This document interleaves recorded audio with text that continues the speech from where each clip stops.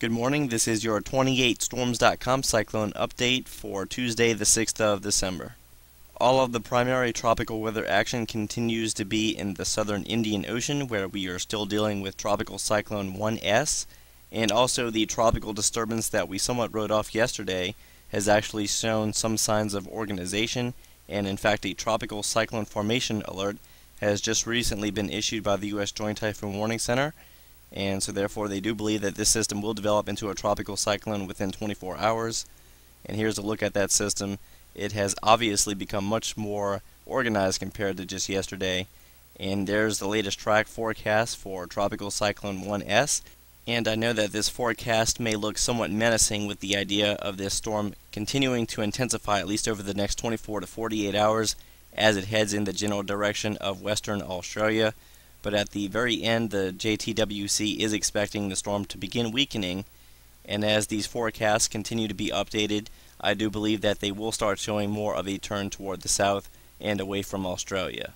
It is also worth noting that Meteo France has also upgraded this system to a tropical cyclone, and they have given it the name Alenga,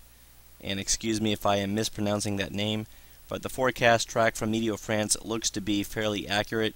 with a general southeast movement, but a turn more toward the southwest, especially as we go into the 10th and 11th. We'll start to see this turn a little bit more toward the south and recurve out ahead of an approaching trough. Here's the latest zoomed-in visible animation of Tropical Cyclone 1S. The animation begins with some daytime visible imagery from yesterday, and at this time yesterday we were observing the center of circulation located along the southeast periphery of all of the strongest convection. And as we begin to see a return of sunlight, we notice that the center of circulation appears to be located a little bit more within the deep mass of convection, which is just an additional indication that the storm is continuing to intensify, and upper level conditions do appear favorable for some slow continued intensification for at least the next 12 to 24 hours. Both of our tropical systems are doing fairly well, as we can see on the enhanced infrared satellite animation of much of the Indian Ocean. But without trying to sound like a broken record, if we switch over to the water vapor animation,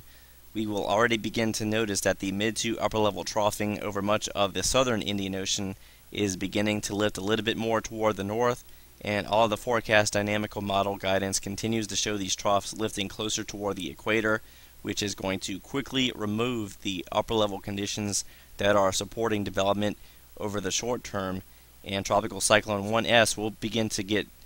sheared and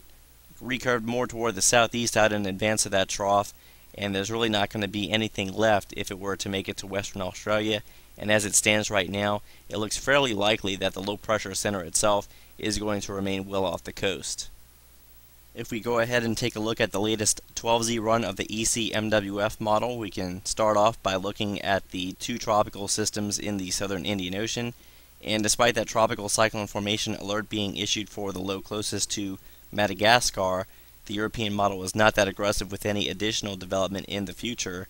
In fact, by 72 and 96 hours, that system is already beginning to diminish. So this is just one of those systems to where if it does attain a tropical cyclone classification, it still will more than likely be relatively short-lived. And also as we go into day 4, notice what is left of Tropical Cyclone 1S. The low center is becoming elongated from northwest to southeast out in advance of that trough where the wind shear values are going to increase fairly rapidly,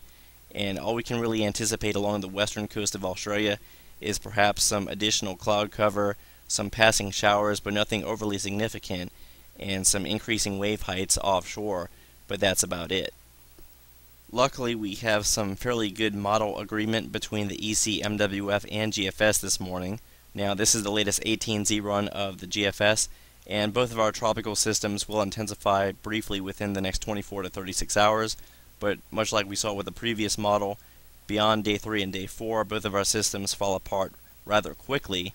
and as we go into the day 7 and day 8 time frame, there's really no interesting areas of low pressure in the Indian Ocean, so hopefully we get somewhat of a break in this portion of the globe after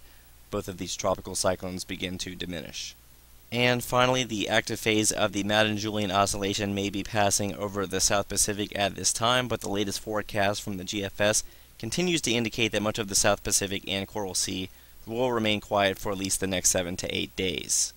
So thank you for watching today's video from 28storms.com. Stay tuned for another video update by tomorrow evening.